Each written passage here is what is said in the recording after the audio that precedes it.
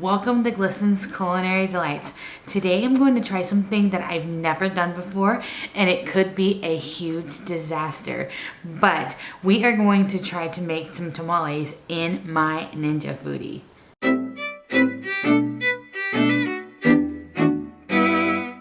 Hey everyone, welcome to Glisten's Culinary Delights. I'm Glisten, and we are going to try something new today.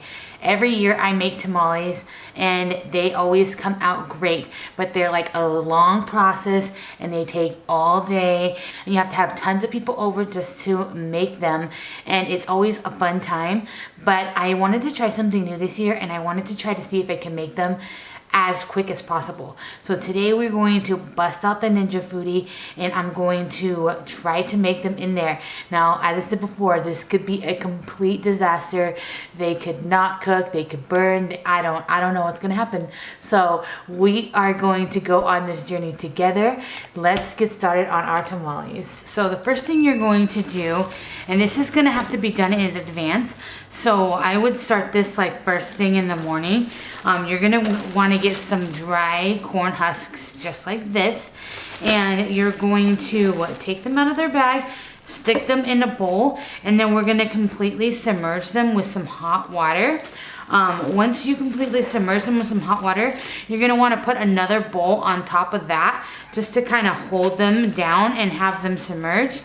And you're gonna want to let these soak for 2 to 3 hours until the husk softens. This is going to help when you're ready to roll your tamales. It's gonna help them be more flexible. As you can see now, they're just kind of stiff. But it's gonna help them to be able to fold them and make them amazing tamales. So let's get that started first. So our husks are in the sink in a bowl and they are just in hot water, softening up. Those are gonna be there for 2 to 3 hours. Next, we're gonna work on our pork. So with tamales, there's lots of different types of meat that you can put in there. You can do beef, you could do pork, you could do chicken. Traditionally, it's pork, but I've done beef, chicken, all kinds of tamales. We are going to do a sweet pork tamale, and I've done the sweet pork before and it is delicious. And we're gonna try to do it as easy as possible because I'm doing tamales by myself, and you might be doing tamales by yourself, or you might be doing a tamale party, however you're doing it. They're a lot of work, so I'm gonna try to do as easy as possible and we'll see how it works out. I'm also gonna do it the regular traditional way as well, just so we could see what way is best. So with our pork, with that being said, we've got a pork butt here and I've just got it chopped up into chunks. And then I've got a seasoning mix. This has got some oregano, some chili powder, some onion powder, garlic powder, salt, pepper. I'm going to sprinkle it over our pork, and then I'm gonna stir that up. We want that seasoning to get all over that meat. All right, so next we're going to want to saute our meat, and I'm going to do that in our Ninja Foodie. All right, so this is just going to heat up, and then we're gonna stick some olive oil in it, and then we're gonna sear the meat on all sides, just like we've done other recipes before.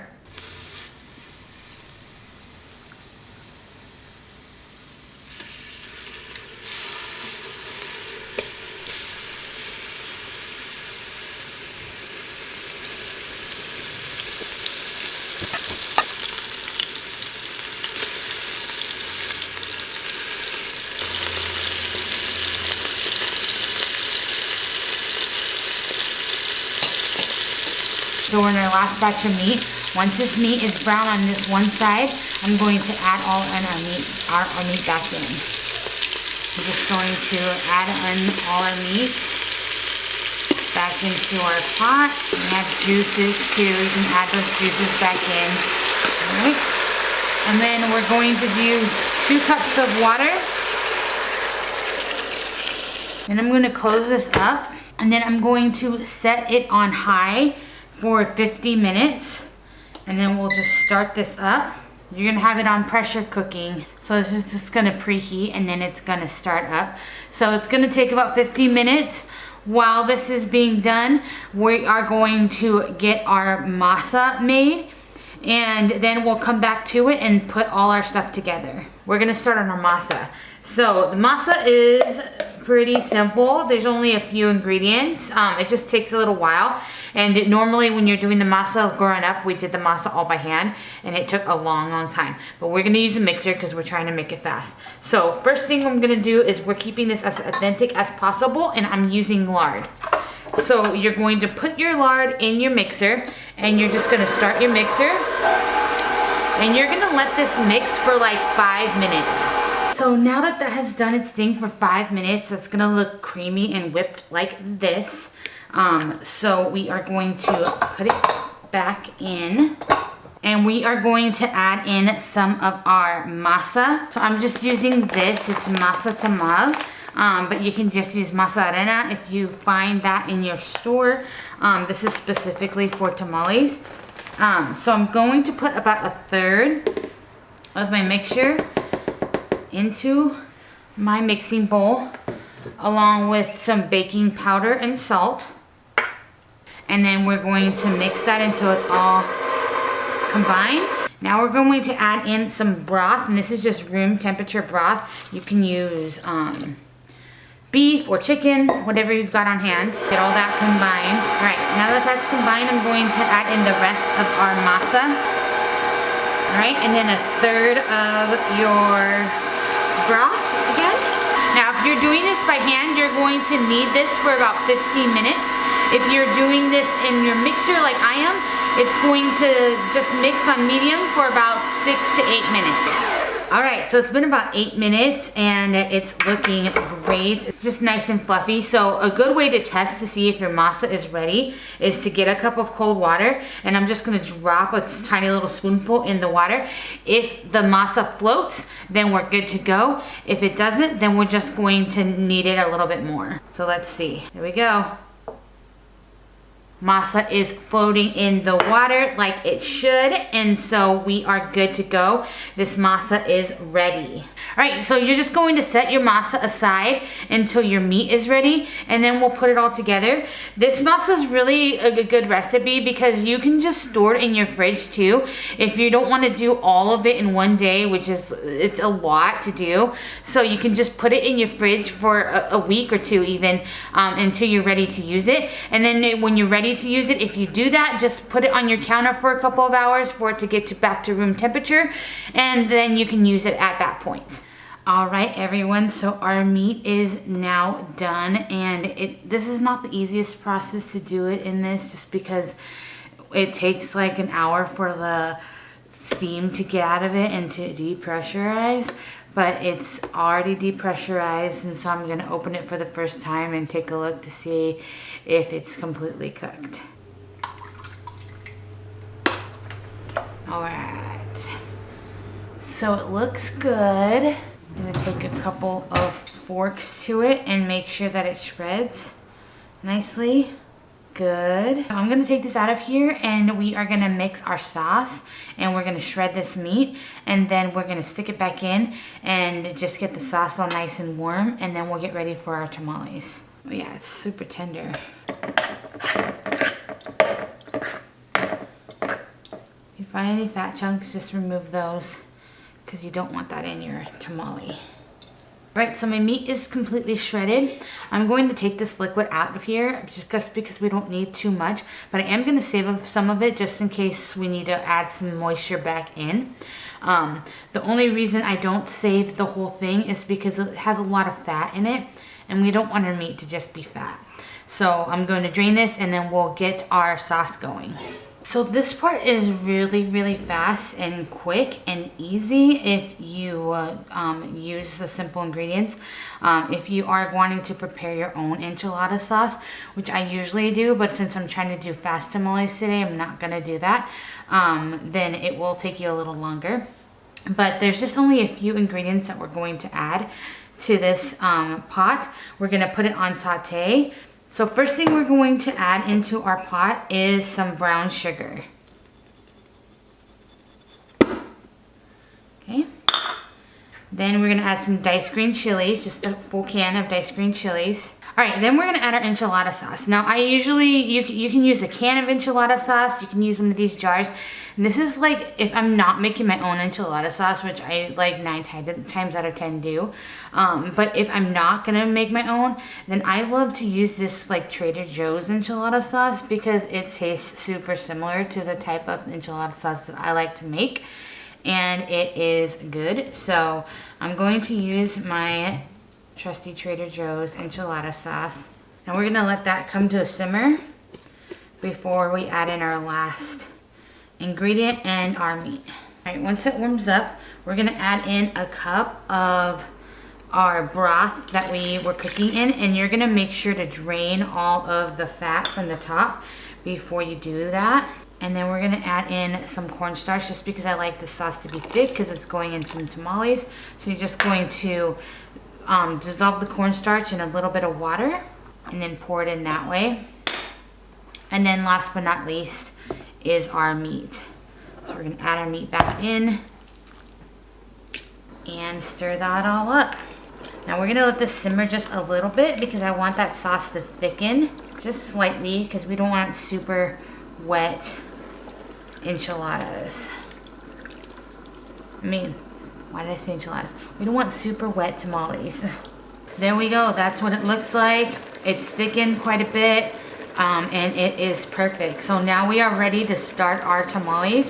So I'm gonna remove this and let's get started on the last little portion of this. All right, so since we are trying to do these fast, I'm gonna show you 2 ways to do your tamales, but these are the ingredients you're gonna have at the ready to get your tamale started. So you're gonna need your masa dough here, and then I have a bowl with our meat here, and then last I have our husks that have been soaking in water for a few hours. It's been about 4 hours actually, these have been soaking, but you only need to do it for about 2. At the ready, and then I just have a plate that I'm going to do it on. First, you're going to get a husk as so, okay? Then we are going to get a scoop of our masa and stick it on our husk. Now I like to spread it kind of thin because I'm not a huge fan of the masa. I like the meat part best. But you can make it as thick as you want it. If you like really thick masa and hardly any meat, then definitely do that. And you're just going to do as I'm doing here and use your spoon to spread it all over your husk. Okay. Now you're gonna get little cracks and holes, and that's totally fine. Just smooth it out with your spoon. I've even seen people use those like drywall like paddle things. You can use those. You can use a cake spreader, whatever you've got on hand. My grandma just always used spoons, so I stick with that and I use a spoon. All right, so once you've got an even layer across your husk, let me zoom you in and show you. Even thin layer across my husk. I'm going to add in my meat. So you're just gonna do the meat in the center of your tamale. And you usually just do like about a couple tablespoons of meat. I like to have really meaty ones, so I add a little bit more, but you don't want it to be overflowing. So that is perfect amount for your meat. Okay, last but not least, you're going to get your 2 edges, and I like to press them together and then wrap it so it looks like this. And then you're going to get your bottom and you're going to fold it up like this. Okay, so then I don't want my tamales to leak on the top, so I just kind of like press it in on the top. That'll seal up once you put your tamale in your pot. I like to sit them up, and so that's how I'm going to stick them in my pot.